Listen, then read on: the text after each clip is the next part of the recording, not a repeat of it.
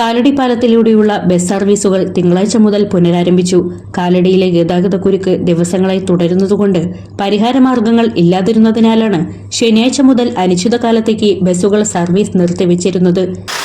കാലടി പാലത്തിന്റെ ഇരുവശങ്ങളിൽ രൂപപ്പെട്ടിരുന്ന കുഴി മൂലം കാലടി ടൗണിൽ ഗതാഗതക്കുരുക്ക് വർദ്ധിച്ചിട്ട് ആഴ്ചകളായി. ഇതിലൊരു പരിഹാരം കാണണമെന്ന് ആവശ്യപ്പെട്ടുകൊണ്ട് ബന്ധപ്പെട്ട അധികാരികളെ ശ്രദ്ധപ്പെടുത്തിയിട്ട് പരിഹാരം കാണാത്തതിൻ്റെ ഒരു സാഹചര്യം വന്നപ്പോൾ 2 ദിവസം മുതൽ അങ്കമാലി കാലടി തിരുമ്പാവൂർ മേഖലയിലെ സ്വകാര്യ ബസ്സുകൾ കാലടി പാലം ബഹിഷ്കരിച്ചുകൊണ്ട് സർവീസ് നടത്തി വരികയായിരുന്നു.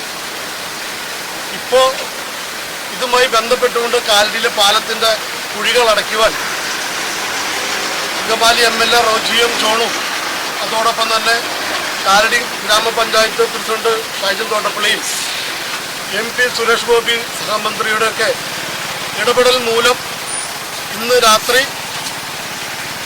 ടാറിങ്ങിനുള്ള സാഹചര്യം മഴ മാറുന്നതുകൊണ്ട് കുഴികൾ അടച്ച് ഗതാഗത യോഗ്യമാക്കുന്നുണ്ട്. അതിൻ്റെ അടിസ്ഥാനത്തിൽ നിർത്തിവച്ചിരിക്കുന്ന സ്വകാര്യ ബസ് സർവീസുകൾ നാളെ മുതൽ പുനരാരംഭിക്കുന്നതാണ്.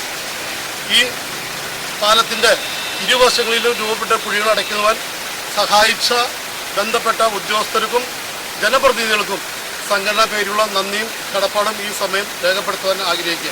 MC റോഡ്, പെരുമ്പാവൂർ, അങ്കമാലി ഭാഗങ്ങളിലെ വിവിധ പ്രദേശങ്ങളിലേക്ക് 800-ൽ പരം ബസ്സുകൾ 5 മിനിറ്റ് പോലും ഇടവേളയില്ലാതെയാണ് 400-ലധികം ട്രിപ്പുകൾ നടത്തിവരുന്നത്.